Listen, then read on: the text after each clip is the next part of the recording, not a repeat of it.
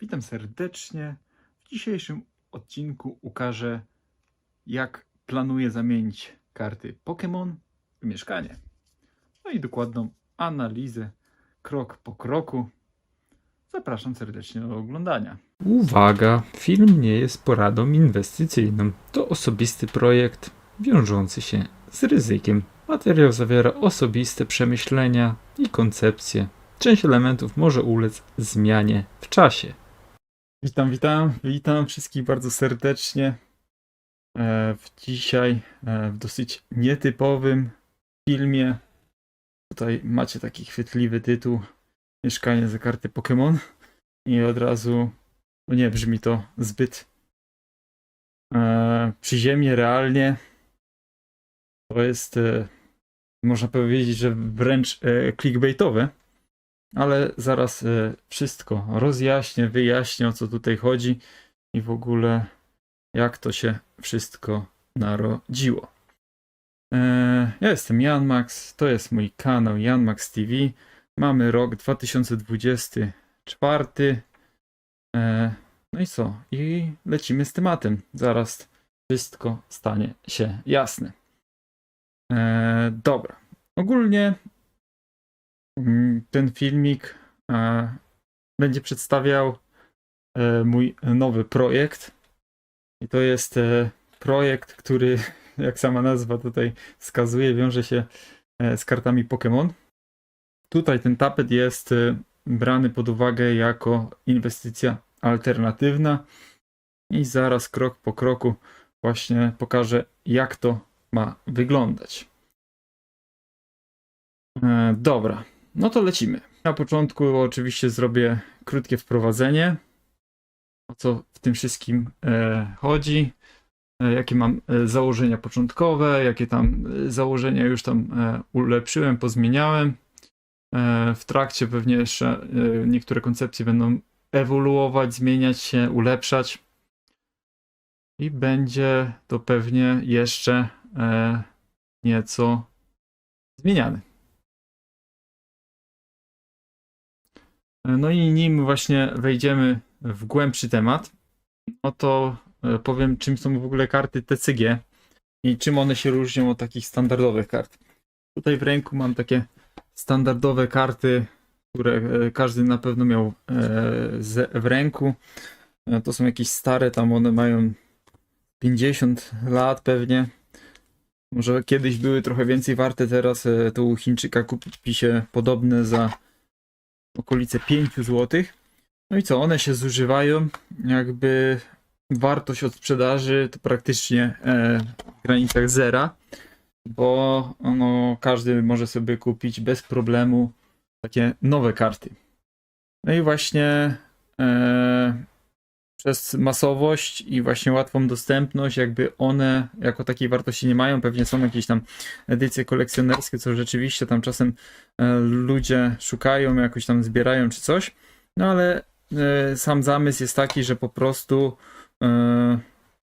to są takie karty powszechne, które jakby są powtarzalne i niezależnie jaką talię się weźmie, to można standardowe gry ze swoimi znajomymi gdzieś tam zagrać, czy to w autobusie, czy tam w domu, czy tam coś takiego.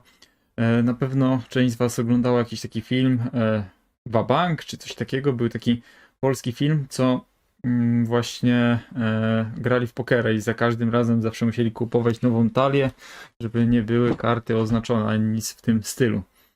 No i to właśnie też tak pokazuje taką ulotność tych kart.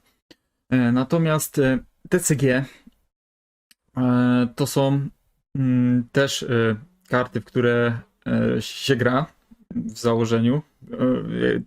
Po to powstało.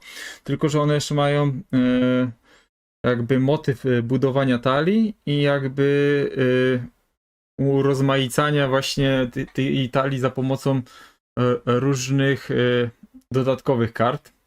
Jakby oprócz właśnie początkowo, no to było po prostu tak, że są standardowa talia, tam ludzie sobie kupują jakieś tam boostery, rozszerzenia i mogą sobie ulepszać takie deki, żeby tam na turniejach sobie lepiej radzić i tak dalej. Ale prawda jest taka, że bardzo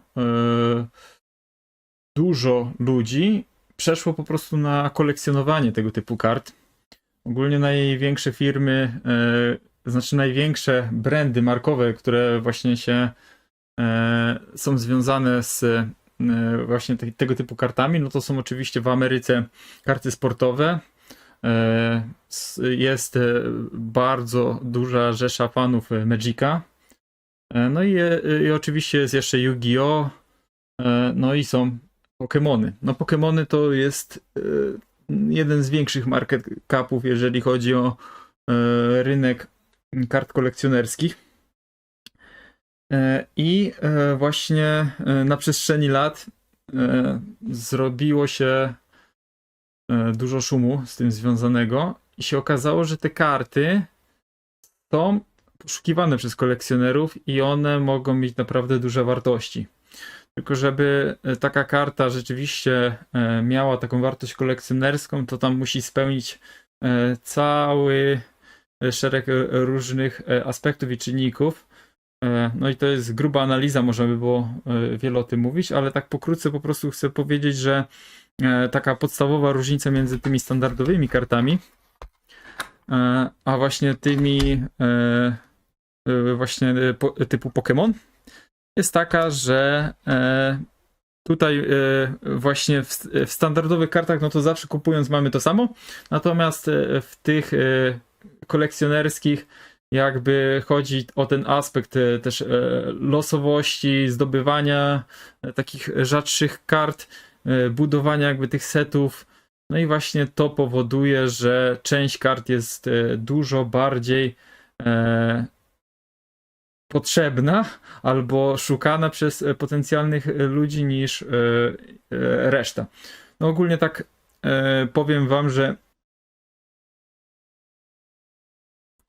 jakby rozrysować rozkład kart w standardowej serii i ich ceny. Powiedzmy, że to jest jedna z nowszych serii z zeszłego roku, sprzed 2-3 lat. To wygląda to w ten sposób, że zdecydowana większość kart jest warta mniej niż pół euro.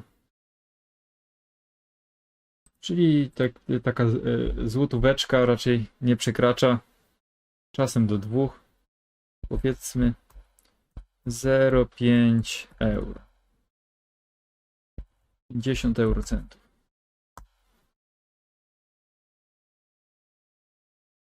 I to jest naprawdę zdecydowana większość, jakaś 3/4 kart tak naprawdę. 75%.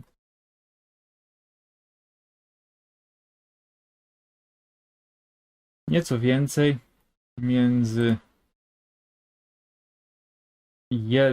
między pół euro a powiedzmy te 1 euro, no to tutaj będzie z kart, w zależności tam od serii, to może być 3 karty, 5 kart, 10 kart, czasem 15, które tam się wybijają i one tam będą warte właśnie do 1 euro.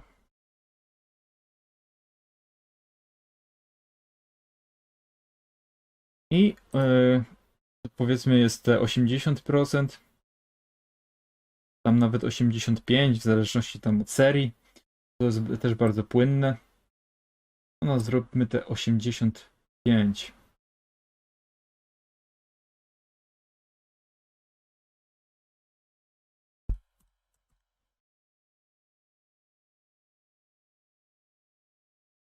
No i te 85% kart możemy kupić w cenie do 1 euro. Oczywiście ja mówię o rawach niezgradowanych, które tam są w miarę dobrym stanie i tak dalej. No nawet jakby były w niższym, to dużo mniej też się nie dostanie, no bo tutaj to są jakieś pomijalne te kwoty, powiedzmy, na ten moment.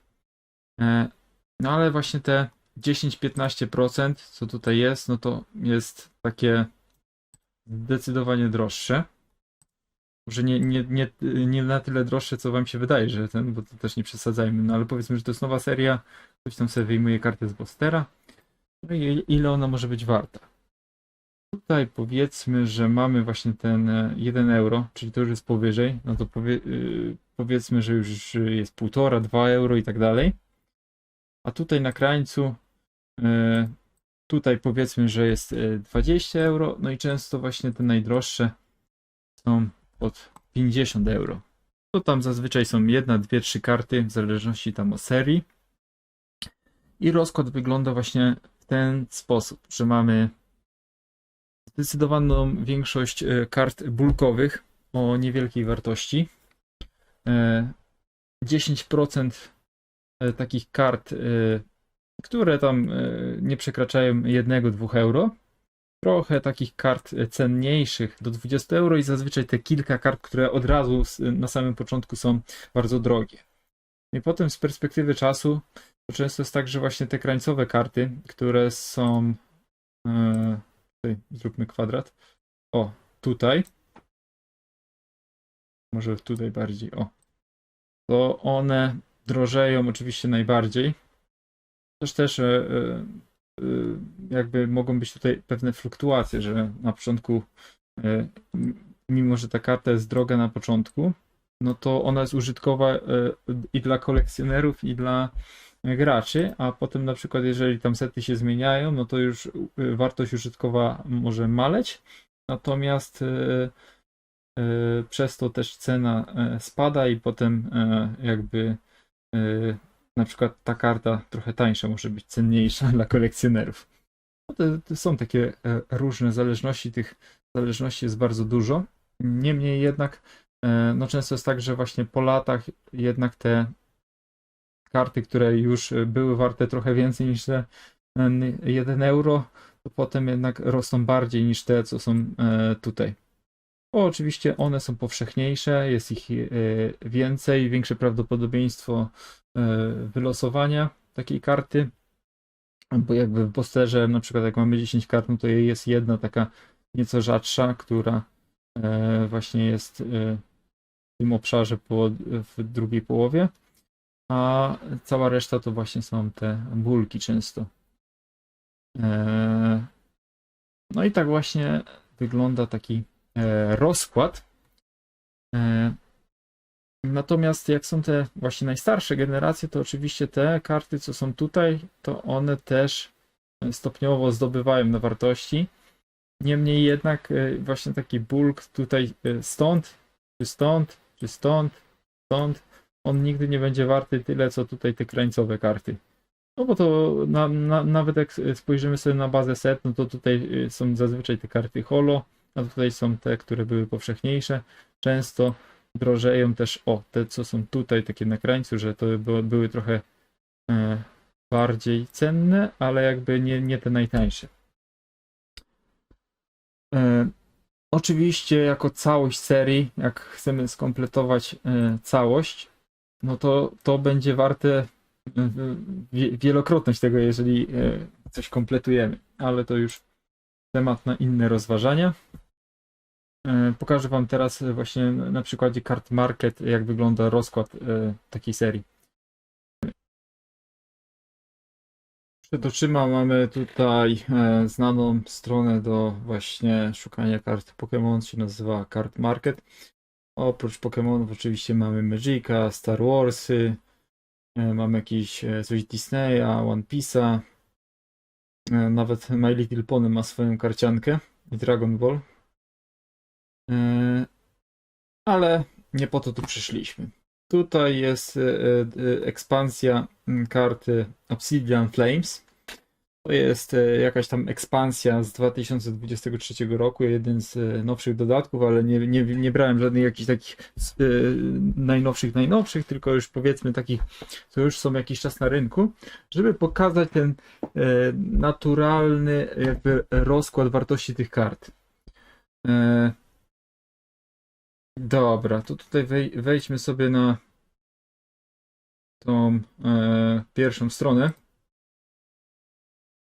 Najpierw zróbmy Most Popular, potem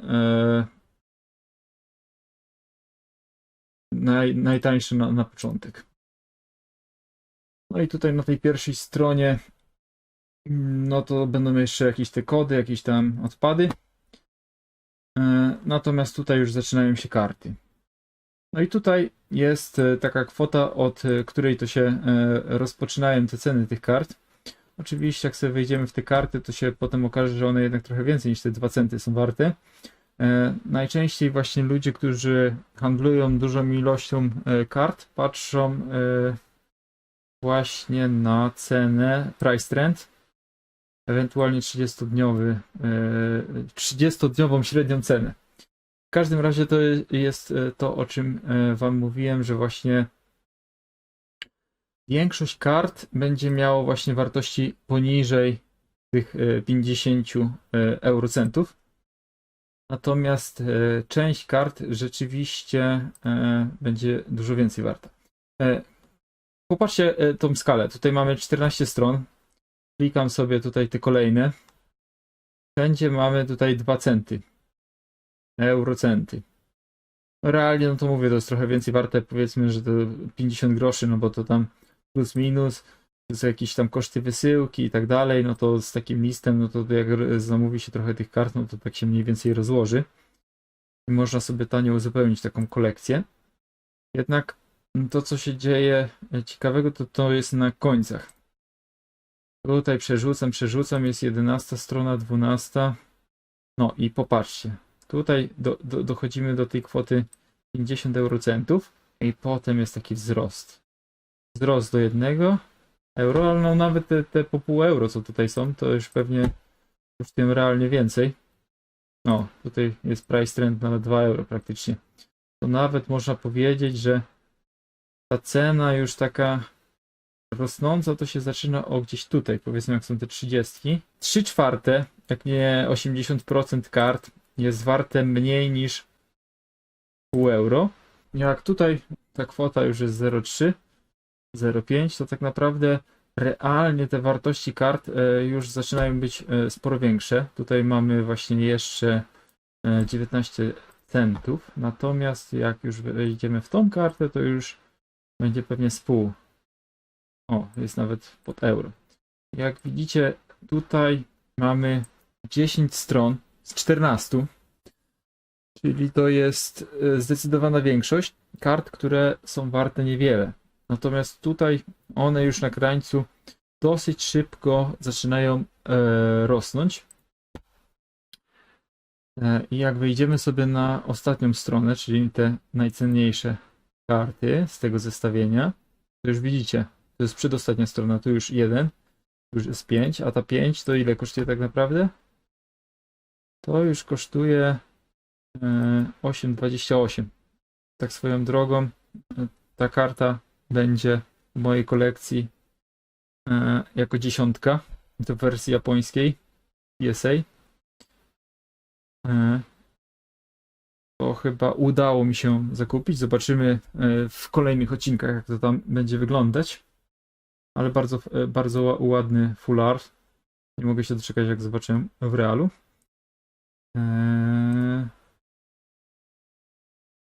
Zobaczmy sobie dalej.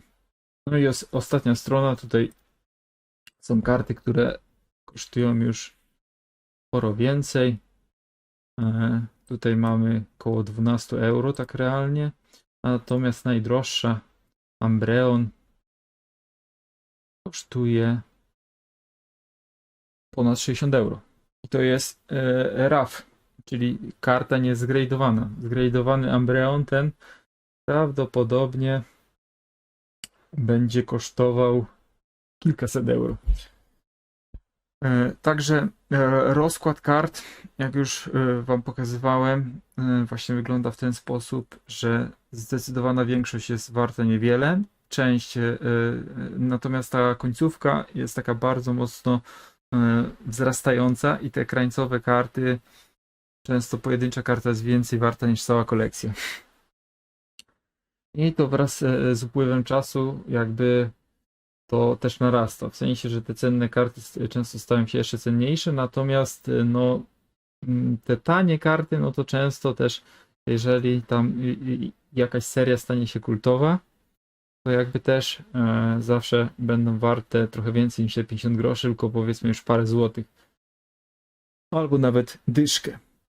Chyba że to jest pierwszy base set, albo właśnie te pierwsze generacje i stany są fenomenalne, to one mogą być warte wtedy parę dyszek.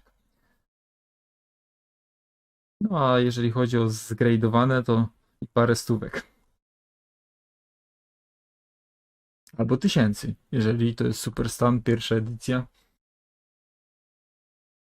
Ale to naprawdę musi upłynąć te 25 lat, żeby tak było. Ewentualnie musi się wydarzyć coś takiego, że jakaś karta staje się kultowa.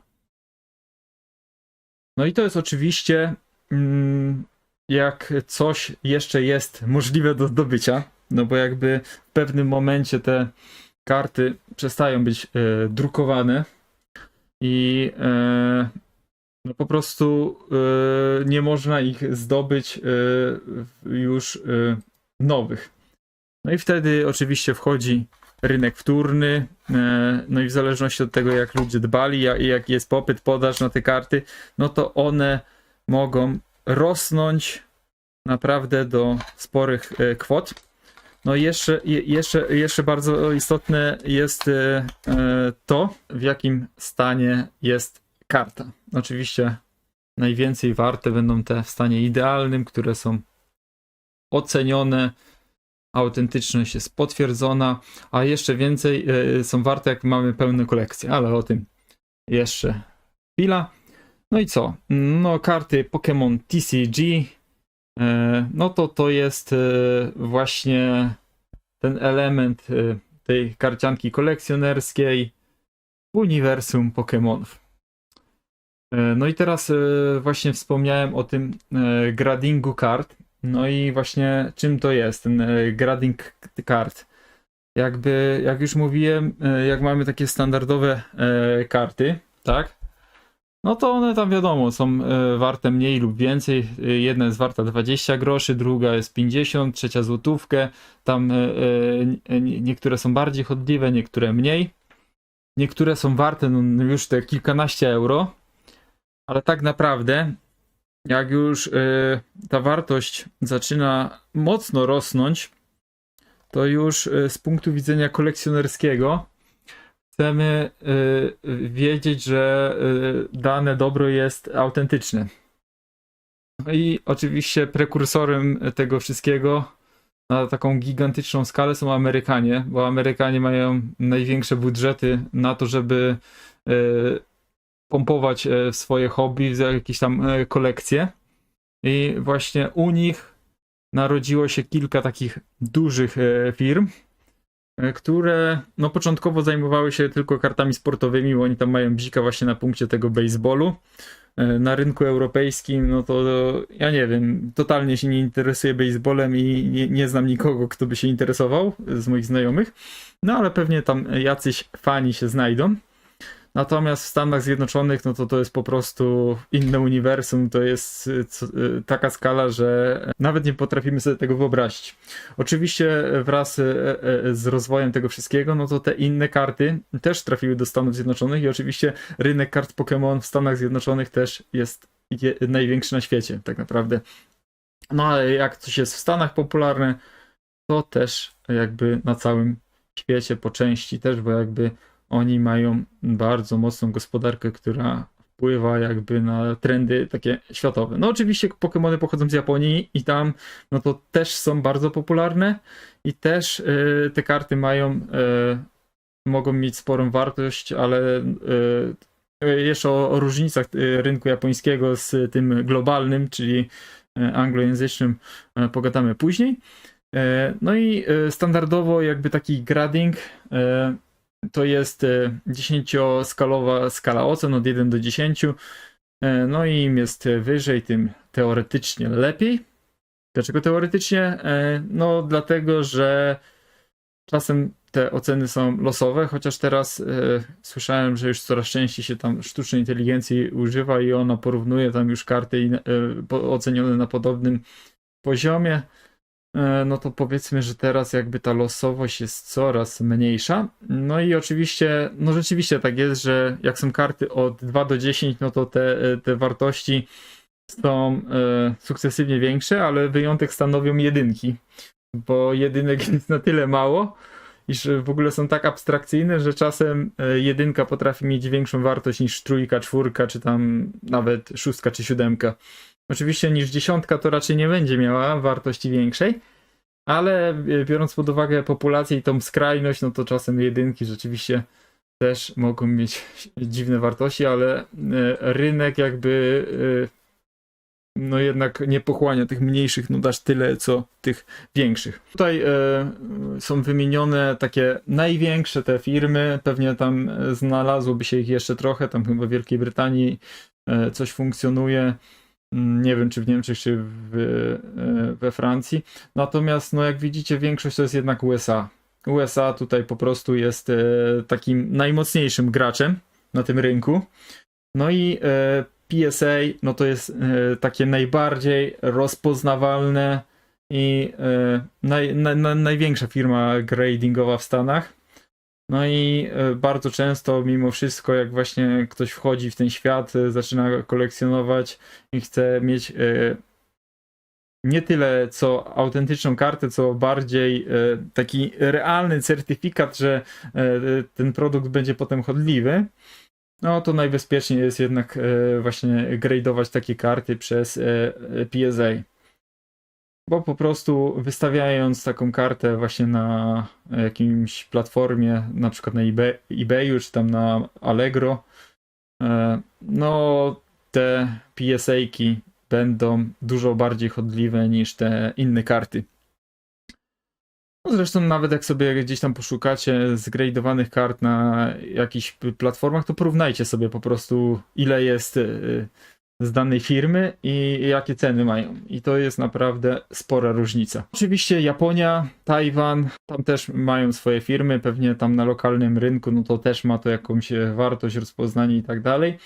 Natomiast jeżeli my podbijamy na rynek globalny, no to właśnie tylko te amerykańskie się liczą, szczególnie właśnie PSA.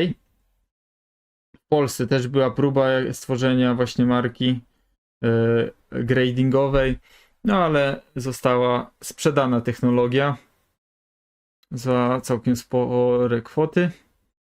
No i ostatecznie mamy to, co mamy. No i jak już mówiłem, dlaczego PSA? Największy rynek, największy prestiż, najbardziej chodliwe, najdroższe. No i tak jest właściwie. Serię kart Pokémon, jak widzicie, tych kart Pokémon to nawet nie są karty, to jest seria. Każda seria to tam ma od kilkudziesięciu do kilkuset tych kart. No to jak my tutaj mamy, lekko licząc, tam nie wiem, 108, 100 ileś tam tych serii jest. Jeszcze tam ileś tam dodatkowych. Każda nawet po 60 kart. No to już jest 6000, tak? Dobrze mówię? Dobrze mówię. No to tych kart jest naprawdę dużo. Wiadomo, one mają tam różną rzadkość. Są serie bardziej lubiane, są mniej lubiane, są bardziej zapomniane. Są różne wersje językowe jeszcze.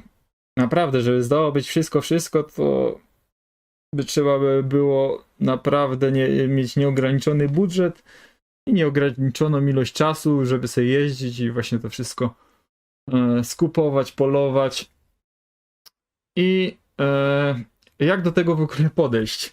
No ogólnie w dużym takim uproszczeniu, no to jakby im starsza karta, tym teoretycznie powinna być droższa. No i oczywiście im rzadsza, im lepszy stan też powinna być droższa. Oczywiście jest bardzo duże zróżnicowanie pod tym względem. Niemniej z jakiegoś powodu właśnie te klasyczne serie jakby cały czas są najbardziej chodliwe, no bo po prostu wraz z biegiem lat, no to jakby te kolejne, no to no jak masz możliwość po prostu kupienia czegoś, co było pierwsze, albo czegoś, co tam wyszło po iluś tam latach, no to zazwyczaj właśnie ta starsza rzecz będzie cenniejsza. Dobra. No i tutaj jest ta Original Series. To jest jakby 5 ekspansji. Właśnie nie powiedziałem, czym jest ekspansja.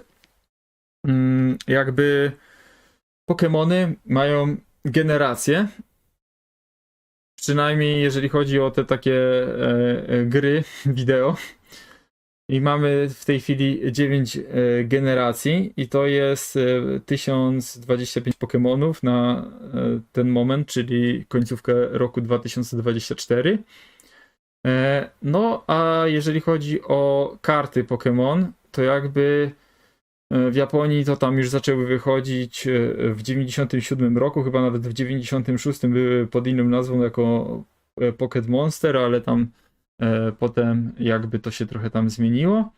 No i po 2 latach tam wyszły na rynku amerykańskim, na tych rynkach zachodnich. No i właśnie one, te 5 takich rozszerzeń, jest uważane za właśnie tą oryginalną pierwszą generację tych kart. No i jakby w ogóle co ciekawe, no to jak mamy generację Pokémonów, no to wiecie, tam pierwsza generacja ma 151 Pokémonów, ale się okazuje, że te serie to wcale nie mają tyle. Na przykład base set ma 112 kart i tam jakby przez to, że tam jest część tych trenerów, jest część właśnie tych przedmiotów i tak dalej, no to się okaże, że nie zbierzemy tam całej generacji. Dopiero po sklejeniu tych wszystkich 5 serii możemy sobie zdobyć jakby wszystkie te karty po prostu z pierwszej geny. Oczywiście w kolejnych seriach to te Pokémony też się powtarzają i na przykład jak mamy współcześnie, to nadal mamy możemy spotkać karty z wizerunkami Pokémonów z pierwszej generacji. Jednak te starsze karty, właśnie z tych 5 ekspansji z pierwszej serii, tej Original Series, właśnie z tego przełomu, teoretycznie powinny być warte więcej. No i tutaj macie w ogóle 83 karty, 62, 112, 64 i 62. Mimo rozbudowanego researchu zdaję sobie sprawę, że część z Was może czuć jakiś niedosyt, ewentualnie niektóre rzeczy związane właśnie stricte z kartami mogą mieć jakieś odchylenie od rzeczywistości. No i co? Możecie śmiało komentować, chętnie podyskutuję na te tematy, ale jako projekt po prostu tutaj niektóre rzeczy musiały zostać uogólnione, zgeneralizowane i zdaję sobie sprawę, że to jest na tyle obszerny temat, że można by to znacznie bardziej rozbudować, ale no, trzeba było to w miarę uprościć. Dobra, i tutaj sobie rozmawiałem z czatem GPT, oczywiście tam trzeba na niego brać poprawkę, bo on to też bazuje na nieaktualnych danych, czasem właśnie też jakby nie rozumie do końca tego, co my mamy na myśli. No i co my tutaj mamy? Ogólnie ChatGPT ocenił mój pomysł na 70-80%, a potem jak dodałem jeszcze dokładne założenia, no to dał 80%. 80% na przehandlowanie kart na mieszkańców. No nieźle. To jest bardzo optymistyczne. Ja to podchodzę do tego trochę bardziej przyziemnie. No i potem jeszcze dodałem te kolejne aspekty, właśnie typu wycenę mieszkań na rynku, właśnie transakcje, które były do tej pory, jakby zmienność rynku i tak dalej. No i się okazało, że bardziej realne byłoby pół mieszkania jeszcze przy bardzo dobrych wiatrach, ale nie ma co się poddawać. Zaraz przejdziemy dalej i będziemy analizować i omawiać, czy rzeczywiście to ma rację bytu. Koszty gradingu, no to tutaj na dzień dzisiejszy, no to jest jakieś 120 zł za jedną kartę. I właściwie co to znaczy grading? No to znaczy, że wysyłasz do Stanów Zjednoczonych właśnie taką kartę i oni oceniają. No i czasem jeszcze są koszty dodatkowe, jeżeli ta karta rzeczywiście jest dużo warta, to jeszcze musisz dopłacić do tego interesu, ale teoretycznie zarobić możesz więcej. Dobra, na przestrzeni lat, no to wiadomo, że to może rosnąć, kurs dolara może się zmieniać.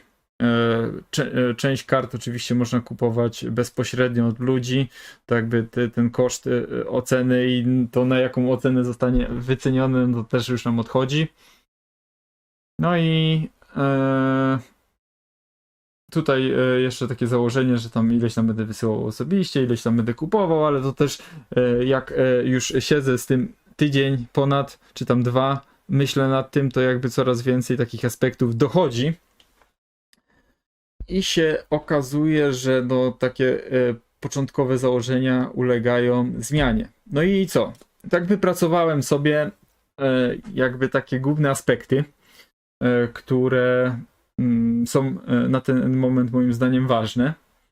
No i chciałbym, żeby moja kolekcja 151 zgradowanych kart miała średnią ocen powyżej 8,5. Dlaczego nie 10, dlaczego nie 7, dlaczego nie tam jakaś inna nota? No przede wszystkim jakbym chciał kupować same dziesiątki, to bym musiał mieć naprawdę duży budżet. No niestety nie stać mnie, żeby sobie lekką ręką wydać 100 albo 200 tysięcy na karty.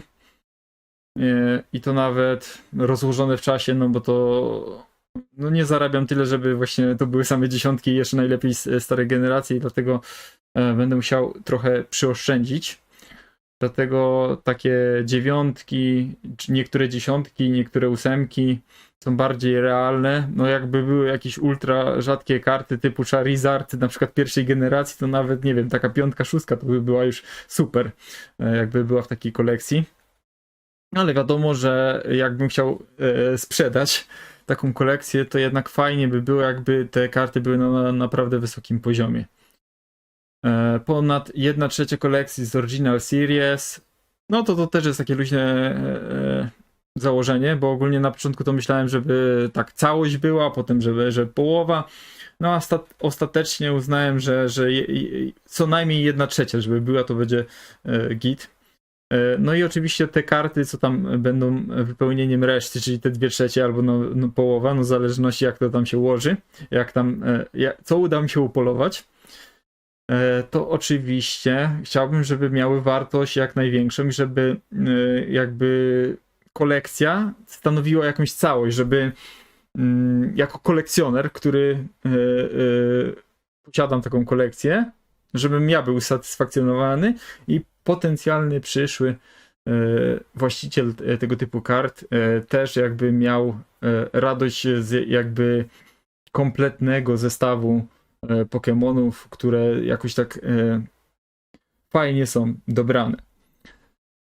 No i moim głównym priorytetem jest najszybsze zebranie całości, potem ulepszanie, zmienianie, maksymalizacja wartości. Co to znaczy? No teoretycznie, jak widzieliście na pierwszym slajdzie, dałem sobie na to 10 lat. 2034 rok. Ja mam teraz 3 dychy, za 10 lat będę miał 4 dychy. No to już będę w średnim wieku w sumie. Bardzo dużo jeszcze się może zmienić tak naprawdę. No a dlaczego takie najszybsze zebranie całości, potem ulepszanie?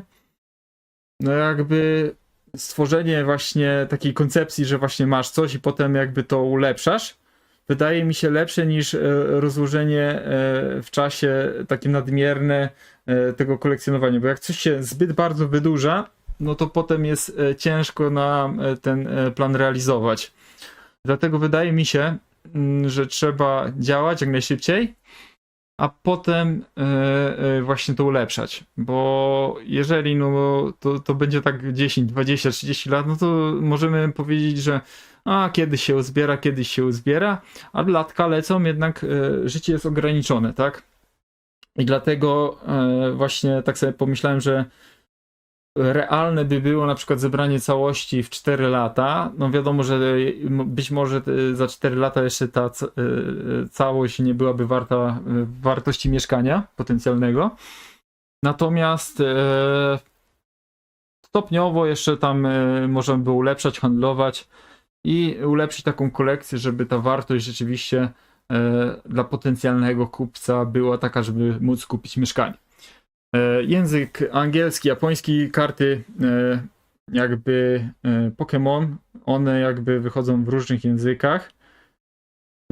jakby różne ekspansje w różnych językach, bo to jakby eksperymentowali na różnych rynkach i tam, gdzie rzeczywiście te karty się przyjęły, to w takich językach produkują, a tam, gdzie się nie przyjęły, to przestali produkować. No i między innymi właśnie w 2000, nie wiem, 9, 8-9 chyba, jakoś tak koło 10 roku, nie pamiętam dokładnie, były Pokemony Diament i Perła i w sklepach w Polsce Smyk zaczęli i potem chyba w Tesco też, zaczęli sprzedawać polskie karty Pokémon Diament i Perła i potem jeszcze rozszerzenie Tajemnicze Skarby, Mr. Treasures. No i okazało się, że jakby Polacy nie byli gotowi. Nie byli gotowi na kupowanie kart za tak duże pieniądze, bo jakby jeden poster kosztował wtedy 20 zł. A teraz 20 zł, no to nie wydaje się aż taką wygórowaną kwotą, bo jakby trochę Polacy się wzbogacili na przestrzeni tych 15 lat. I jakby no dzieciakowi, czy tam teraz współcześnie to nawet osobie dorosłej, no ludzie już chętnie taki poster kupią, czy nawet dla siebie, zamiast potencjalnej paczki papierosów. Natomiast wtedy, no to wydaje mi się, że ta cena 20 zł była zaporowa, że to była cena po prostu nie do przyjęcia dla standardowego klienta i to spowodowało, że no nie były chodliwe te karty i po prostu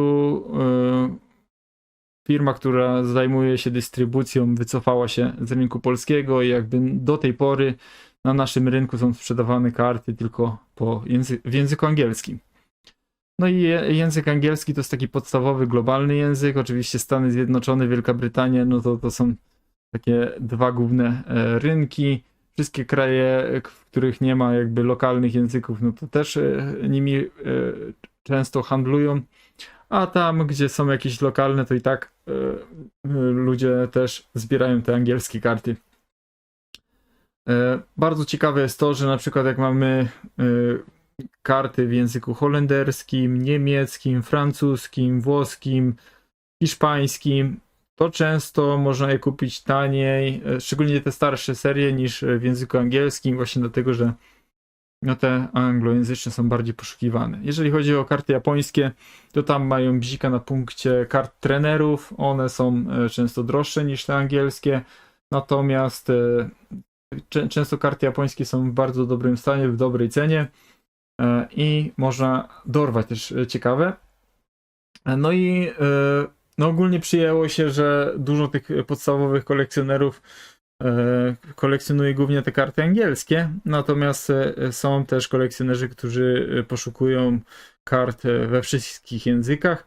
Japoński też jest bardzo akceptowalny, bo właśnie karty Pokémon właśnie wywodzą się z Japonii i fajnie tutaj wymyśliłem, że taka proporcja co najmniej 60/40. No wiadomo, większość tych kart jednak w języku angielskim. Natomiast no część kart uważam, że pewnie zdobędę w języku japońskim, dlatego że teraz jen jest stosunkowo tani. Za fajne pieniądze z niedrogą przesyłką z Japonii można zdobyć no ciekawe karty, szczególnie tych starszych Pokemonów i fajne uzupełnienie jakby takiej kolekcji. Jakby potencjalny przyszły nabywca właśnie może się cieszyć zarówno anglojęzycznymi, jak i japońskimi kartami. No, zobaczymy, jak to w praktyce wyjdzie. Ja jestem bardzo ciekaw tego mojego projektu, no bo to jest dosyć długofalowy projekt. No i czasochłonny i kosztochłonny. No i ile to będzie kosztować? Samo gradeowanie kart, no to tak lekko licząc to jest 30 koła, no bo tak naprawdę, no niby ja tam mówiłem, że 120, tam plus jakieś dodatkowe koszty, no to powiedzmy 150, no ale część kart oczywiście się kupi, jakieś koszty przesyłki trzeba liczyć, część się przehandluje, tutaj kupi, tam się sprzeda, no i poniżej 30 000, żeby zdobyć wszystkie zgradowane karty, no jest bardzo ciężko. No a realnie na przestrzeni czasu to bardziej kwoty rzędu 50 000 są realne. No i fajnie by było, jakbym właśnie w tych 50 000 się zmieścił. No to dla mnie są gigantyczne pieniądze. W ogóle myślę, że dla większości tutaj widzów w każdym wieku te 50 000 to jest spora kwota, no bo jakby przypuszczam, że duża część ludzi to nawet nie ma tak drogiego auta. No teraz to już może macie, bo to nowe samochody to po 150 kosztują, takie standardowe. No ale dla ludzi, którzy zarabiają trochę więcej niż minimalna, no to jest roczna pensja tak naprawdę. To jest bardzo dużo pieniędzy. No i czy nie boję się tego, że właśnie to stracę pieniądze, że to będzie przepalone i tak dalej? No wydaje mi się, że nie, bo jakby przez to, że karty Pokémon są na tyle ugruntowane, jakby rozpoznawalność tego produktu jest tak duża, wydaje mi się, że zawsze te pieniądze będzie można odzyskać. Przynajmniej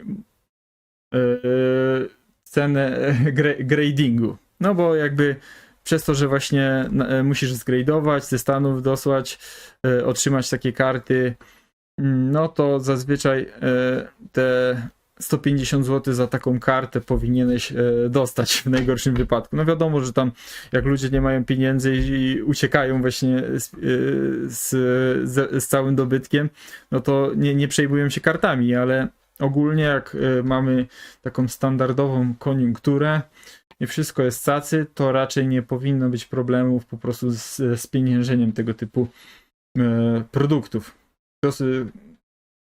Ja to traktuję jako inwestycję alternatywną. No i teraz czym jest kryterium mieszkania? 50 metrów, Wrocław, Łódź, Warszawa, może być też Lublin albo jakieś tam inne miasto, gdzie się chce żyć. To ogólnie fajnie by było, jakby rzeczywiście takie potencjalne mieszkanie było w na tyle atrakcyjnej okolicy, żeby można było większość rzeczy sobie załatwić w miarę łatwo, żeby do pracy też dojazd był całkiem atrakcyjny. No i oczywiście to jako centrum życia. Tutaj jest jakiś taki przegląd z rankomatu związany z cenami mieszkań, rynek pierwotny, rynek wtórny. Te kwoty są takie bardzo mniej więcej, no bo oczywiście one się tam zmieniają. One jakby w zależności od dzielnicy są różne. No i jest cała masa czynników. Ogólnie mieszkania 50 metrów, no to za metr zazwyczaj płaci się troszkę mniej niż te kawalerki, które mają 20-30. Jakby właśnie teraz jest patologiczny rynek tych małych mieszkań tak naprawdę, no bo jakby podejście standardowego człowieka jest takie, żeby po prostu przede wszystkim zdobyć jakiekolwiek tam mieszkanie, żeby gdzieś tam mieszkać, no bo ten wynajem to też jest chory i po prostu dlatego robią tyle tych takich małych mieszkań, takich chodu klatkowego, a tak naprawdę właśnie tak lepiej czasem dorzucić te 100 000 i sobie kupić nieco większe takie mieszkanie. Oczywiście, no ja sobie tak mówię, 100 000 to jest bardzo dużo pieniędzy, jak już mówiłem, dla większości z nas to jest 2-letnia pensja w tej chwili. No i no nie jest łatwo czasem, szczególnie jak tam jest ograniczona zdolność kredytowa albo no nie ma potencjału na tak duże pieniądze. No rynek pewnie też będzie się zmieniał, mamy dużo zagrożeń. W ogóle tutaj jeszcze mogę pokazać na dzień dzisiejszy, żeby nie było ściemy, tutaj zrobimy po prostu taki prawdziwy przegląd. Dobra. Tutaj mamy przed sobą znaną w Polsce stronę Oto Dom. Mamy tutaj wyszukiwanie tam kilku największych miast w Polsce. Wybrałem sobie Wrocław, Łódź, Lublin, Gdańsk, Warszawę i Białystok. No i co? Zobaczmy sobie na początek Wrocław. Tutaj wszędzie wyniki wyszukiwania wziąłem takie same. 45 do 62 metrów. No i zobaczmy, co my tutaj mamy. Tu mamy jakieś mieszkanko 50 metrów za 700 000. Niestety tylko 2 pokoje.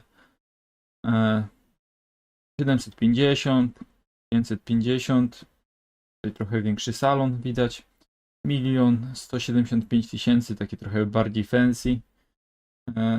Zobaczmy sobie te zdjęcia. No, rozkład nie jest jakiś tam nie wiadomo jaki. O, to chyba nawet jeszcze z budowy, bo to tak wygląda jak taka wizualizacja.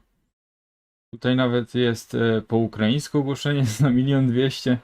Jakby Polaków może aż tak dużo nie ma chętnych na to mieszkanie i może dlatego od razu jest ogłoszenie po ukraińsku. Być może od razu jest w 2 językach, też tak może być. 600 000, 850, 600, 850, 700. Taki rząd wielkości tutaj właśnie mamy. Tutaj jest jakieś takie mieszkanie po starszej osobie za 570, 54 metry. Zobaczmy sobie kolejne miasto. Tu jest Łódź. To jest jakiś taki stan surowy za 450. Coś a la lofty. Do remontu. Pewnie zimno. Niekoniecznie takie mieszkanie byłoby dobre do mieszkania. Tutaj 650, już takie trochę świeższe, ale też takie białe, bezpłciowe, takie niejakie. Tutaj 480, tu na zdjęciach wygląda już trochę... też mi się nie podoba. 630, 470, no ale wiadomo, to można sobie tam urządzić, przekształcić. Trzeba by było na żywo zobaczyć, pomyśleć. 600 000 to tutaj takie ładne, przejrzyste. 650. No, Łódź jest chyba ciut tańsze niż Wrocław. Tutaj mamy kolejne miasto, to jest Lublin na wschodzie Polski. Mieszkania już tu trochę inaczej tutaj wyglądają. 500, 600 000, 480. Taki właśnie rząd wielkości. Tutaj mamy jakieś takie bardziej budżetowe, trochę mniejsze. 8104 zł za metr. Za 400 000 niespełna. Ogólnie, no i kolejne miasto. Kolejnym miastem jest Gdańsk. W Gdańsku, zaraz po Warszawie, z tego co tam słyszałem, to tam jest dosyć drogo, no 950 000. Koło 1 000 000 pewnie też się coś znajdzie. No tutaj już za 300-400 nie kupimy, to bardziej właśnie te 700-800 000 na dzień dzisiejszy. Tutaj nawet macie datę 4 listopada 21:28. Oczywiście to są jakieś te ogłoszeniowe. Niektóre te mieszkania można by było tam trochę utargować. No ale prawdopodobnie jeszcze dodatkowe koszty by doszły, żeby doprowadzić takie mieszkanie do takiego stanu, w jakim chcielibyśmy mieszkać, te wszystkie urzędowe rzeczy. Dalej, Warszawa. 1 300 000, 660 000, 820. O, tutaj podobnie jak w Gdańsku, już bliżej 1 000 000 niż 500 000. Białystok teoretycznie powinien być sporo tańszy, no bo to tam bliżej wschodu Polski, ale no też są mieszkania w okolicach 1 000 000, jak widać. Ale chyba jest jednak ciut tańszy. 490 000, tu nawet poniżej 455 metrów. No i teraz jeszcze na zakończenie, co tam jest? Taki raporcik. Mamy taki raporcik. Tutaj wychodzi na to, że właśnie jest rynek pierwotny, wtórny. O, wtórny nawet droższy niż pierwotny. No to pewnie chodzi też o lokalizację, bo w takiej Warszawie jak w centrum się mieszka, no to wiadomo, że będzie gorzej ze znalezieniem takiego mieszkania. Ale czy każdy musi mieszkać w centrum? Niekoniecznie. Mi wcale nie zależy na mieszkaniu w centrum. Raczej lepsza byłaby po prostu okolica, która byłaby przyjemna, żeby tam można było sobie dobrze funkcjonować spokojnie, żeby było trochę zieleni, było gdzie wyjść. No i co? My tu mamy. No weźmy sobie Szczecin. Miasto Szczecin. Tam ponoć ten rynek mieszkaniowy, no to jest taki bardziej przychylny dla nowych mieszkańców. No i jak widzicie, im większa powierzchnia takiego mieszkania, tym jest taniej. Być może te 62, co tam wpisałem, to jest za mało, powinienem wpisać trochę więcej, to może jeszcze te metry kwadratowe by się jakoś rozłożyły. No zobaczymy, jak to ta wartość tej mojej kolekcji kart Pokemonów będzie wyglądać w czasie. Mam kilka koncepcji, kilka pomysłów. Im dłużej się przyglądam temu rynkowi, tym dochodzę do wniosku, że ten rynek karciany jest bardziej złożony, bardziej skomplikowany niż wydaje się na pierwszy rzut oka. No, ale to właśnie o to w tym wszystkim chodzi też trochę, że jakby to było takie proste, takie łatwe, no to każdy by to robił. A to trzeba jednak trochę tych elementów poanalizować, trochę popróbować. Pewnie część tych zakupionych kart też będzie wtopą. Bo już teraz właśnie się zastanawiam nad tymi mniejszymi numerami, czy na przykład jak są te trochę nowsze karty niż 9.9, to czy w ogóle opłaca się schodzić poniżej dziesiątek, no bo jak są to nowe karty, to jednak fajnie jak są dziesiątki. No wiadomo, że te klasyczne karty jako dziesiątki jest dorwać stosunkowo ciężko za rozsądne kwoty. To wracamy do prezentacji. Na przestrzeni czasu jakby te wartości będą się zmieniać. Jak będą bardziej chodliwe miejsca, to tam ceny będą bardziej rosnąć. Tam, gdzie ludzie będą opuszczać, to będą spadać. No ale wiadomo, że większość z nas chce mieszkać tam, gdzie rzeczywiście no, jest warto mieszkać. No niestety to tak wygląda. Dobra. No i co? Lecimy dalej.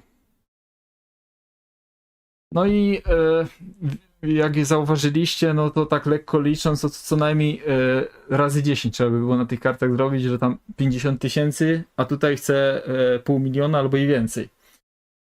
No i dlaczego jakby ta moja pełna kolekcja miałaby być warta aż tyle? Przede wszystkim kwestia czasu, że tam na przestrzeni lat, no to powinno rosnąć szczególnie te starsze karty i rzadsze. No i co? Mamy rzadkość i wartość kolekcjonerską. Znacznie większa wartość pełnej kolekcji niż pojedynczych okazów. To jak już mówiłem, uzbieranie całej generacji już jest samą wartością w sobie tak naprawdę, żeby zdobyć te wszystkie karty. Unikatowość kolekcji. No, biorąc pod uwagę założenia, to już samo to jest unikatowe i w ogóle samo to, że jest projekt, że jest jakiś ziomeczek na YouTubie, który w ogóle stworzył filmik w 2024 roku, że właśnie chce kupić mieszkanie za kartę Pokémon i jakby to się udało, to będzie wiralem po prostu.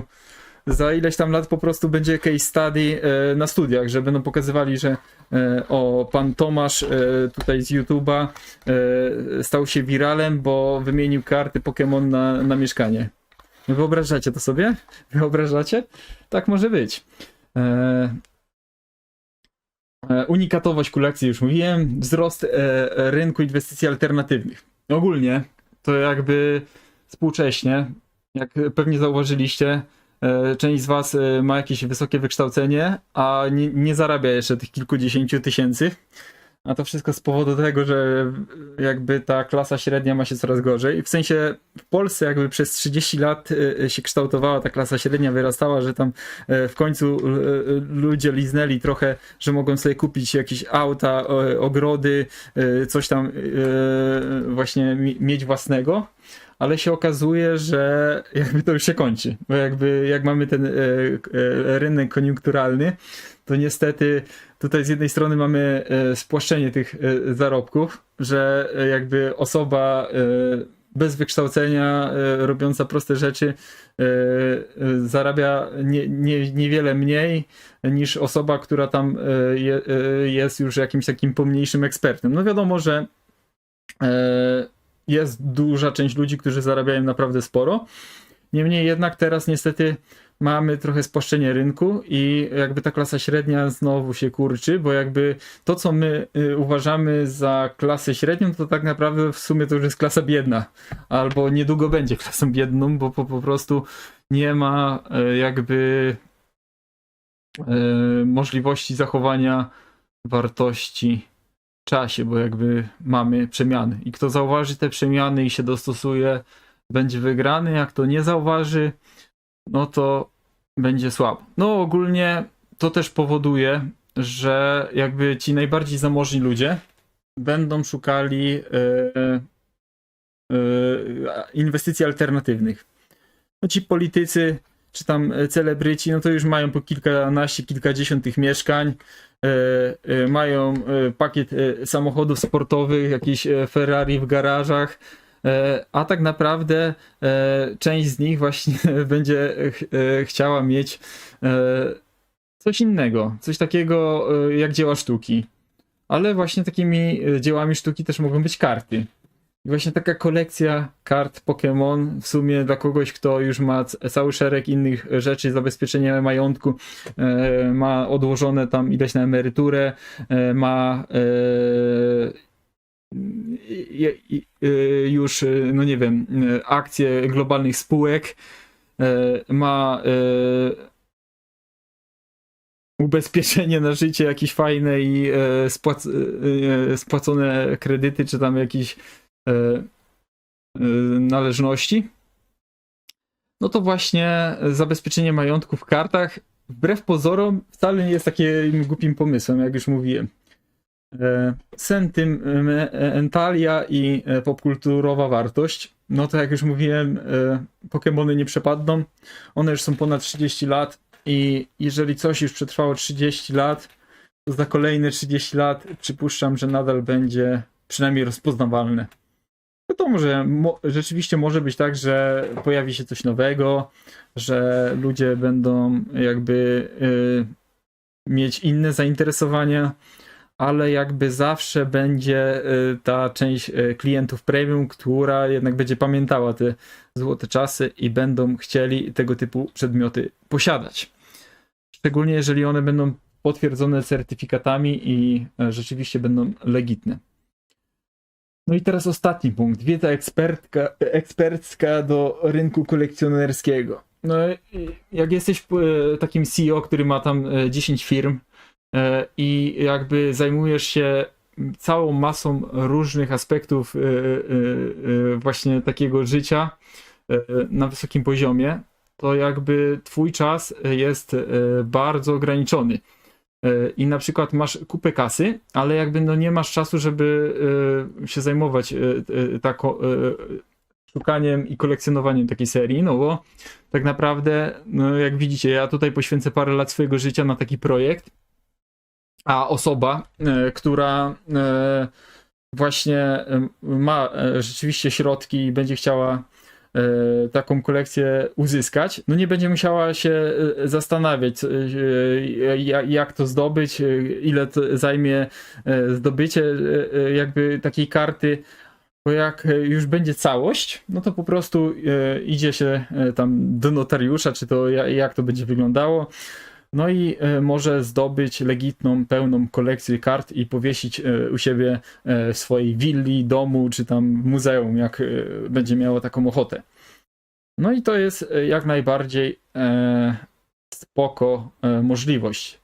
Tym bardziej, że właśnie analiza tego rynku, tych wszystkich czynników, zdobywanie tych kart, sprowadzanie ich, to jest naprawdę kupa roboty. No i tak sobie myślę, że jak ja bym był takim zamożnym człowiekiem, to ja samemu chętnie bym wydał ten milion na przykład, żeby kupić od takiego entuzjasty jakieś legitne rzeczy, żeby właśnie mieć w salonie.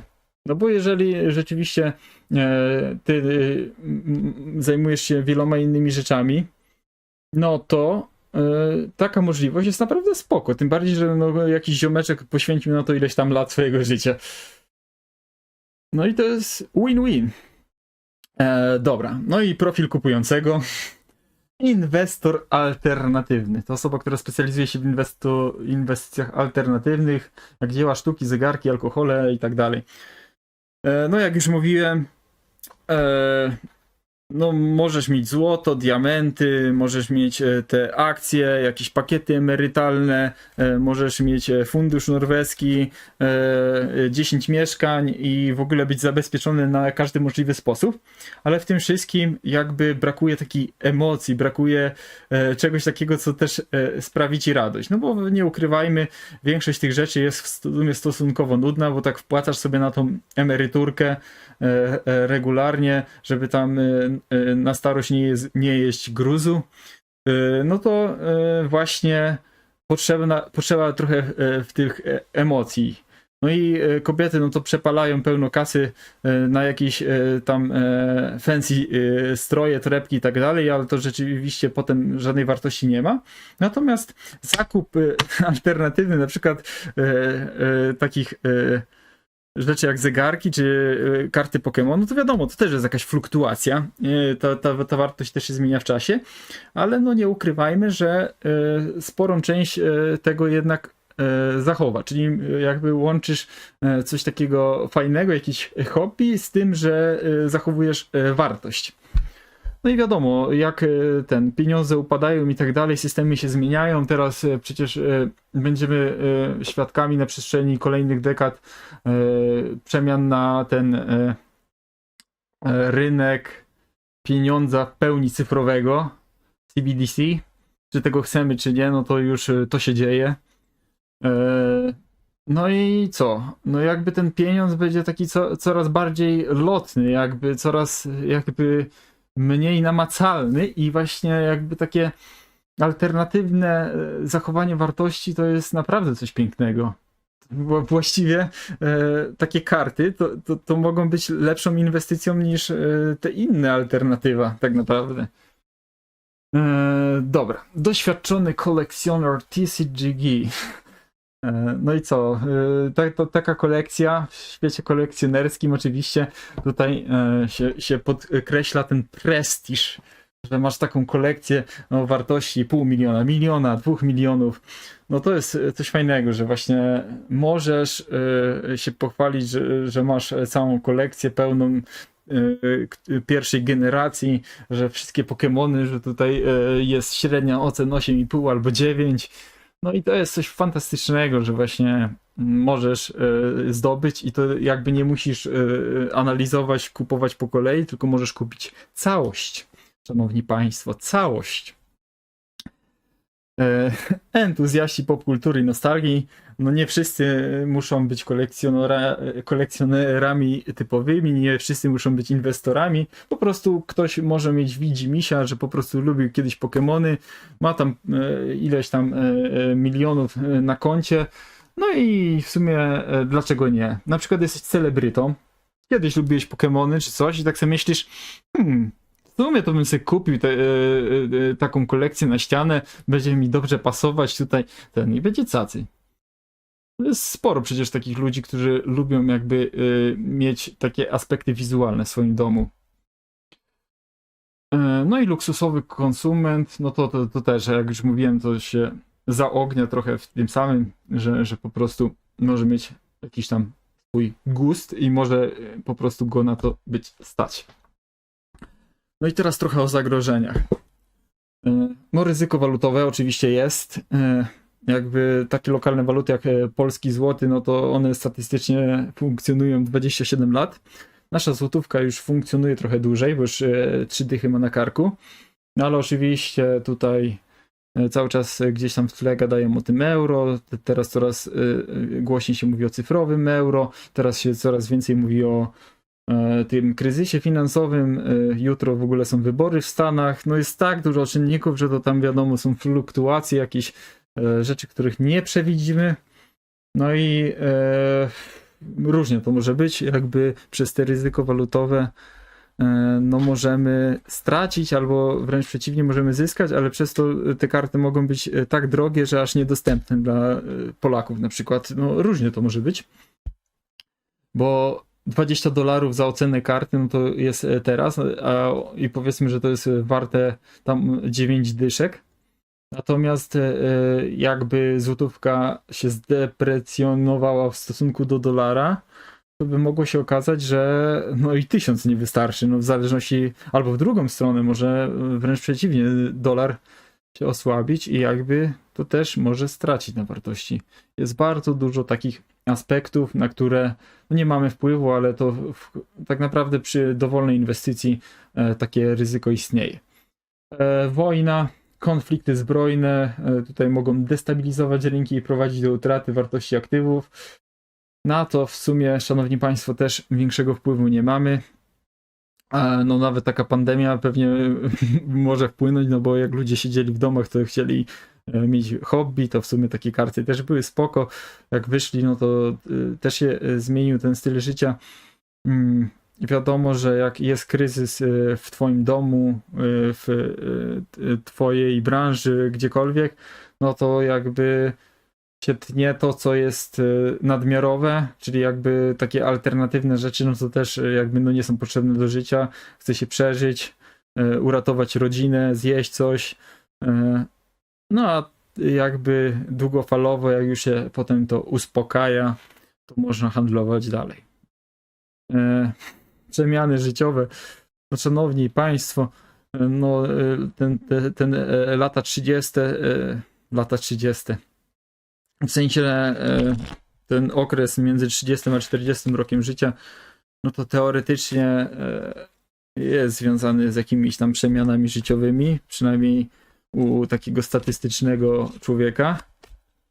No i różnie to może być. No, czasem się zakłada rodzinę, czasem zmienia się podejście do życia, czasem po prostu z jakiegoś powodu musimy gdzieś wyjechać na dłużej, czasem jakoś tam zdrowie, styl życia się zmienia, czasem wpływ jakby partnerów. No to jest cały szereg jakby takich elementów, które mogą mieć wpływ na zebranie tych kart. No ale wtedy no to co? Po prostu się spienięża to, co się udało uzbierać. No i niestety projekt wtedy jest zakończony niepowodzeniem, ale no jest uwzględnione to w zagrożeniach, to jakby na dzień dzisiejszy to wiemy, że takie coś może zaistnieć. No i co? Szanujemy to i uwzględniamy w tym moim planie. Fluktuacja rynku, no to wiadomo, tam co 5 lat jest taka wielka imba, bo Pokemony mają 25, 30, 35, 40. Wtedy to od razu leci w górę, potem po 2-3 latach jakby to ludzie już trochę ochłoną i znowu to idzie w dół.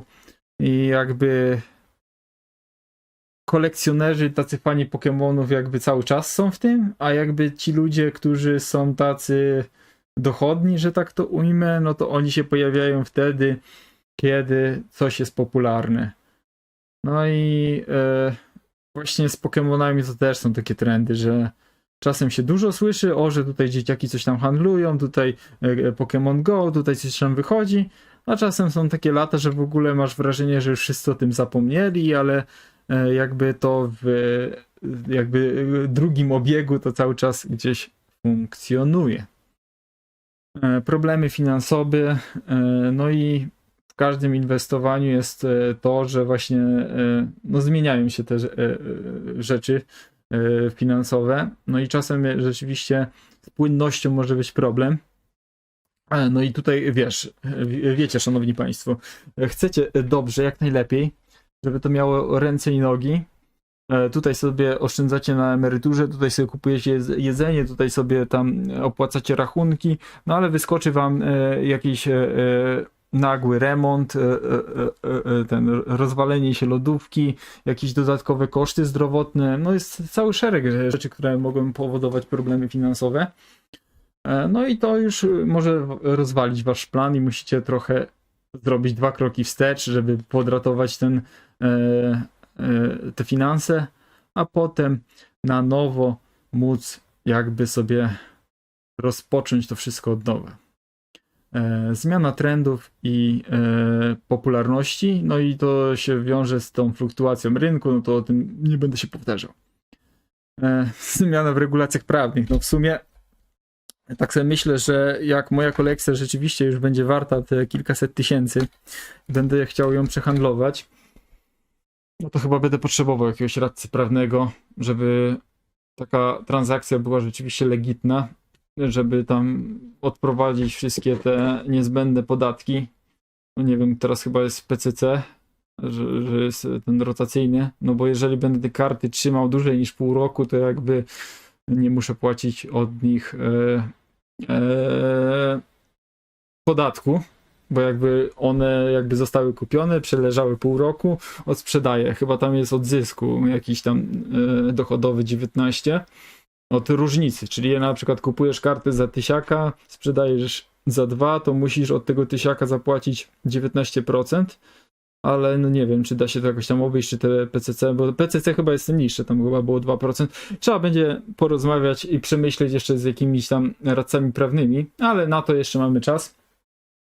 To jeszcze zoptymalizujemy jakoś podatkowo i będzie cacy.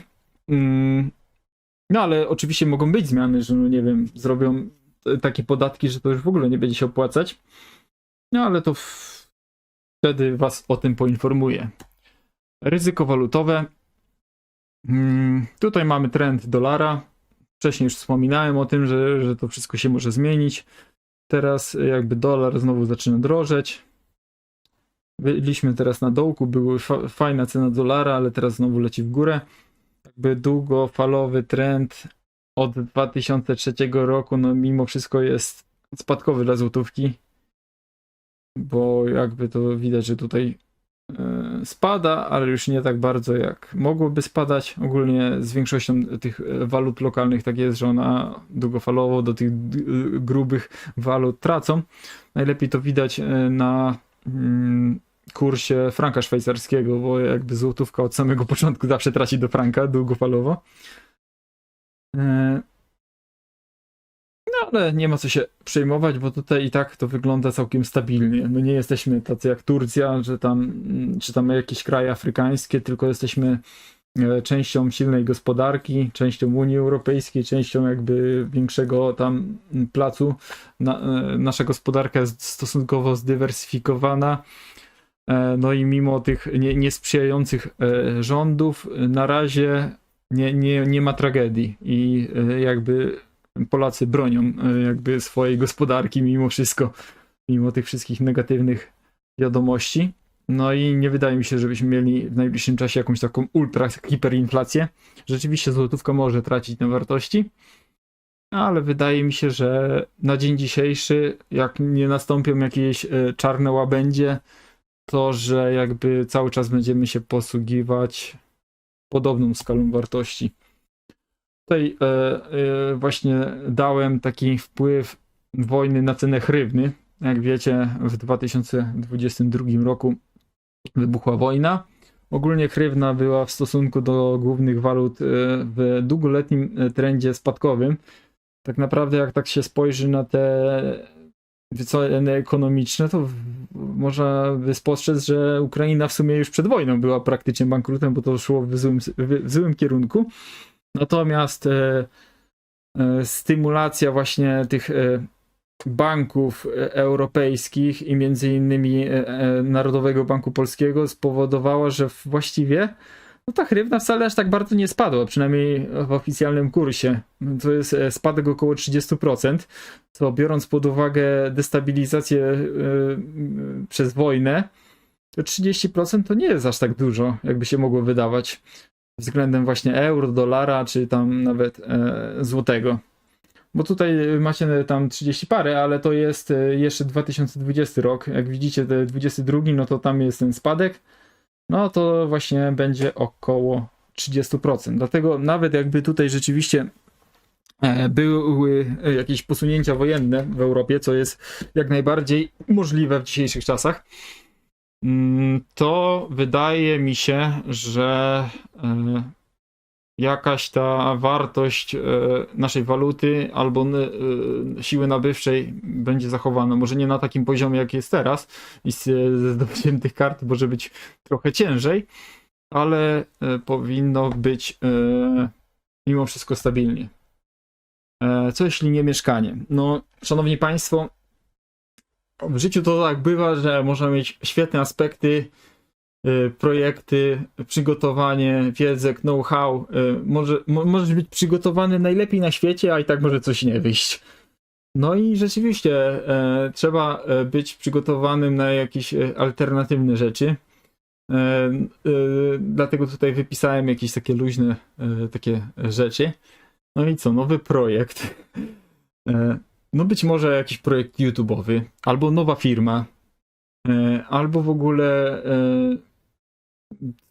coś związanego z AI, żeby wymyślić. No jest dużo pomysłów, albo na przykład wypłacę tą kasę, znaczy spieniężę te karty i uznam, że sobie idę na jakieś studia jeszcze kolejne, albo kurs, nie wiem, sobie zrobię na kierowcę dronów kosmicznych. A czemu nie? Hehe. No i nie wiadomo, co to będzie za ileś tam lat. Dlatego, no co, jak nie wyjdzie, to trzeba wymyślić coś nowego. Pamiętajcie, że ludzie przepalają kupę kasy na papierosy i skracają sobie życie. Taki przeciętny palacz, jak 2 dychy dziennie wyda sobie na fajki, to jest 600 zł miesięcznie. No i pomyślcie sobie, 600 zł miesięcznie to są 3 karty zgradowane. No może nie najlepsze, ale no już uzupełnia to naszą kolekcję. Dodatkowo jeszcze taki palacz 14 lat życia sobie skraca. No to pomyślcie sobie, ile może osiągnąć przez 14 lat. Przecież nawet robiąc to ultra powoli, jakąś jedną rzecz, jakieś nasze zainteresowanie, cokolwiek, no to przez 14 lat naprawdę sporo zrobić można. A to jeszcze potem ci ludzie umierają na tego raka płuca. I właśnie te leczenie raka to też jest bardzo bolesne, szkodliwe, ciężkie dla rodzin. No, a tak to można połączyć przyjemne z pożytecznym. Nie uda się, to trudno. Inni wydają na nałogi więcej kasy niż te kilkadziesiąt tysięcy i też z różnym skutkiem. No co, ja to sobie jeżdżę no nie takim starym, bo 11-letnim samochodem w tej chwili w gazie jest. Fajny, polecam. Skoda Citigo. No ale wiadomo, że tam za ileś lat, teraz jeszcze przecież zaostrzają te normy właśnie w tych dużych miastach, no to możliwe, że trzeba to będzie ten samochód kiedyś wymienić. No to jak się nie uda mieszkanie, to chociaż na auto będzie jakaś tam oszczędność. Zawsze marzyłem o jakimś naprawdę dobrym komputerze, mimo że już 5 lat pracy zawodowej mam za sobą, albo nawet więcej, jakby tam doliczyć jeszcze te krótkookresowe, to jakby nadal nie kupiłem sobie kompa za 20 koła. Nawet mam wrażenie, że teraz mniej potrzebuję niż jeszcze parę lat wcześniej, bo jakby ten progres już nie jest taki duży, jakby teraz rynek się też trochę zmienił. Jakby to już trochę, jakby te moje pragnienie zmniejszyło się, ale no myślę, że jakbym miał sporo kasy, to taki komputer sobie bym kupił po prostu, bo to jest taka zachcianka z młodości, że chciałbym takie mieć. No potencjalnie tutaj być może będzie potrzebna duża kwota na jakieś wesele, jakbym miał potencjalnie z kim się żenić i byłaby to dobra duszyczka, żeby coś tam zbudować. Ale to takie pod znakiem zapytania mocne, bo to różnie to bywa w życiu. Spełnienie jednego z marzeń. No wiadomo, no nie uda się mieszkanie. Samochodu może nie będę chciał kupić. Może w końcu do tej Azji pojadę. Albo, no nie wiem, firmę sobie założę. Będzie fajnie. Albo inwestycje takie bardziej klasyczne. No trudno, z kart się wycofuje. Zrobimy sobie coś innego. Czyli nawet jak się przegra, to się wygra tak naprawdę. Szanowni Państwo, trzeba iść do przodu. Ja już zrobiłem sobie tutaj Excelę. No i moja pierwsza karta, nawet mogę Wam pokazać. Zaraz potem zrobimy jeszcze taki krótki filmik właśnie, żeby pokazać na jakim etapie jest moja kolekcja, no bo mamy jakiś punkt wyjścia już. Mamy Poliwrilla. 8, to jest moja pierwsza w życiu zgradowana karta, szanowni Państwo. Ona tutaj już jest wpisana właśnie do dokumentów Google. To jest coś jak Excel. No i mamy, że właśnie została zakupiona. Dałem za nią 115 z 2016 roku. No i będzie stanowić jakby początek tej sagi kolekcjonerskiej. No i tutaj mam jeszcze taki fajny kwadraciki. Tutaj długo myślałem, żeby to fajnie tak zwizualizować, ten progres, jakby to wyglądać, żeby było w tych kolejnych filmikach, że coraz więcej tego obszaru jest zielonego, aż w tym ostatecznym filmiku jest cały. Potem wstawiamy to w jakąś antyramę i potem jest ta transakcja. Lecimy do tego nowo zakupionego mieszkania. No i tam oczywiście też jakby ten projekt się udał, to też można jakieś aspekty z Pokemonami związane mi wstawić. No i co? No i tak sobie pomyślałem, że fajnie będą takie kwadraciki, to będzie się uzupełniało i będzie ten progres stopniowy widać. No jak widzicie, tutaj mam zaznaczone już 3 karty. W rzeczywistości już mam 4 takie karty. Zostało jeszcze 147 do zebrania. Ale będzie dobrze, damy radę. Dobra, to jeżeli chodzi o prezentację, to już koniec. A jeszcze przedstawię wam jakieś takie podsumowanie i to, na czym teraz stoimy. Tutaj jest na przykład taka standardowa karta, jedna z nowszych. To jest bulk, po prostu to tam jest warte parę groszy. No tutaj jest ten Charizard.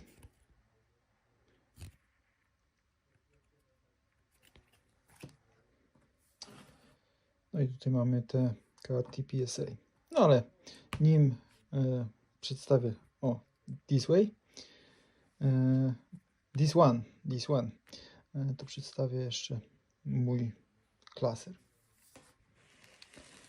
Tutaj mamy te 6 kart, ale to są z base setu. Prawdopodobnie oryginały. Wysłałem kilka kart do Stanów. Zobaczymy, czy rzeczywiście będzie weryfikacja. Między innymi wysłałem oryginalnego Blastoisa. Miał ryskę, to raczej 10 mieć nie będzie. No niestety Venusaur i Charizard to są karty, które no, będą bardzo ciężko dostępne, jakbym będę chciał mieć je w dobrym stanie z tej pierwszej generacji. No tutaj są jakieś te nowsze dodatki. Jeszcze pomyślę, co tam zastosować, żeby taka kolekcja była warta i żeby też się nie zadłużyć. No i tutaj mamy kolejne karty. Jak widzicie, część będzie z nowych generacji, część ze starych. Na przykład Pikachu jest z base setu chyba. Nawet chyba tak. Co prawda to nie są te, bo tam jakby było kilka tych dodruków tych kart. Niestety nie mam tych pierwszych edycji, tylko to jest jakby Based Unlimited. No i część jakby jest z nowszych dodatków, jak widzicie. Tutaj część akurat Butterfly ja zdobyłem właśnie z jednego ze starszych dodatków, też poleciał do Stanów. No a część wymaga rzeczywiście jeszcze uzupełnienia. No tutaj jest na przykład Wiglaf. Pewnie źle to przeczytałem jak zwykle. No i on też jest z Base Set 2. Tutaj jest oznaczenie. No, ale ja chyba nie będę go wysyłał do Stanów. Dałem za niego tam całkiem sporo pieniędzy, kilkadziesiąt złotych. Natomiast no jest tutaj trochę uszkodzony. Nie wiem, czy mi się to opłaca grade'ować, jakby ta kompletność tej kolekcji, która tu będzie powstawać, no jakby chciałbym, żeby jakość została zachowana. Jeszcze pomyślę, jak tutaj uzupełnić. No i lecimy dalej. Jak widzicie, no mówię, tutaj są karty z różnych dodatków. One tam będą stopniowo uzupełniane. Prawdopodobnie w ogóle będę dublował te karty, w sensie, że no, będą grade'owane, te takie właśnie cenniejsze, tam część będę zdobywać. Natomiast no jak już starszą kartę wyślę, no to będę sobie załatwiał jakieś nowsze ekspansje, żeby uzupełnić takie karty. No tutaj na przykład macie dudło polskie, ale jak tam widzieliście w tej prezentacji, chyba jednak się decyduję grade'ować te angielskie i ewentualnie japońskie. Tutaj w tym albumie jeszcze japońskich nie ma, ale pewnie kwestią czasu nim się pojawią. No trochę polskich mam, bo to pamiętacie, był ten filmik właśnie jak otwierałem te rozszerzenia parę lat temu. Udało mi się jeszcze dorwać, jak były w dobrej cenie. Wyprzedaże z magazynów gdzieś tam. No i zdobywam właśnie stopniowo te karty, które się da w jakichś rozsądnych cenach. No i Lapras. Tutaj ostatnio kupiłem tego Laprasa na Allegro. 45 zł. No, stan jest całkiem niezły. To jest rozszerzenie Fossil albo Jungle. Nie pamiętam tej ikonki. W każdym razie no to chyba też będzie grade'owane, chyba że znajdę coś ciekawego. Tutaj już jest trochę mniej tych kart. Ale tak sobie pomyślałem, że jeszcze w międzyczasie chcę uzupełnić te karty trainerów wszystkie, które są z pierwszego dodatku, czyli z base setu. Tutaj większość już mam, ale jeszcze trochę brakuje. Mam za to wszystkie karty energii. Ich się nie będę pozbywał. Grade'ować też nie będę, bo to w sumie zostaje dla mnie. Tutaj jeszcze w ramach takiej ciekawostki, no to jest polski Electric. Tutaj miał delikatnie róg tutaj uszkodzony, to raczej 10 by nie była. Patrzyłem na płynność, to nie wiem, czy by udałoby mi się go spieniężyć, bo to nie jest jakaś super popularna karta, ale to jest karta polska. No i samo w sobie to, że właśnie dla tych kolekcjonerów z Polski to już jest dużo. No tutaj jeszcze taka drobna kolekcja unknownów. No i właściwie tutaj jeszcze parę polskich kart. Dalej polskie karty. Tutaj nawet kiedyś myślałem, żeby uzbierać cały dodatek tych polskich kart, ale jak zobaczyłem, ile to pieniędzy bym musiał wydać i jak ciężkie by to było, to w pewnym momencie jednak zrezygnowałem z tej koncepcji. Tutaj jeszcze są te karty, które tam się niektóre dublują. I też niektóre właśnie będą zamieniane, że tam jedne sobie będą wysyłane do gradowania, niektóre będą przysyłane, znaczy przysyłane, zamieniane, bo jak mówiłem, te nowsze rozszerzenia. Mała kolekcja kart Pikachu. Janmy chyba nie będę kolekcjonował. Tutaj jest Lucartis, Full Art, GX. No i Yanmega. Tak sobie pomyślałem, że w sumie to jest mało popularny Pokémon, a do mojego niku idealnie pasuje, jak to tam któryś z moich znajomych właśnie zwrócił uwagę. I prawdopodobnie właśnie sobie tego Yanmega jako dodatek taki w takim w miarę dobrym stanie też będę kolekcjonował. Raczej pewnie nie będę tego grade'ował, bo to trzeba ograniczać koszty. Tym bardziej, że tutaj mamy plan opracowany i trzeba się skupiać na celu. No i Dragonairki, Shelder, też ładny taki, on dużo warty nie jest, ale w albumie miejsce znalazł.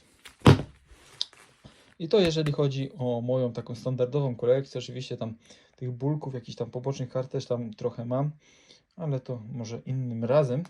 Natomiast teraz chciałbym pokazać, to jest clue naszej działalności. I ogólnie jeszcze tutaj na wszystkie to będę kupował takie folijki, żeby to jeszcze dodatkowo zabezpieczać. Będą opakowania, takie, żeby to dobrze przechowywać bezpiecznie. No i tak sobie myślę, że w long termie, no to też by się przydała taka gablota, która pomieści te wszystkie karty, ale to jeszcze mamy na to czas.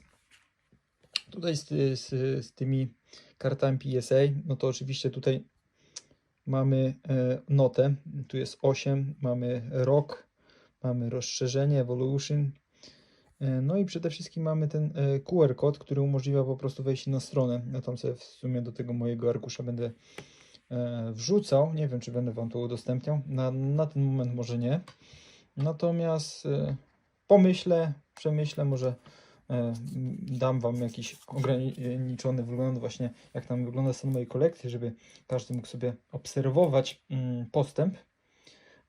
Tutaj mamy Caterpie, no to już jest klasyka gatunku, rok 99, dziewiąteczka. No wiadomo, tak samo kolekcjonersko to może on nie jest dużo warty, ale jako całość tej kolekcji, to myślę, że jego wartość znacząco wzrośnie. Dobra, no i co, lecimy dalej. Kolejną kartą jest Mew VMAX dosyć z nowszej ekspansji.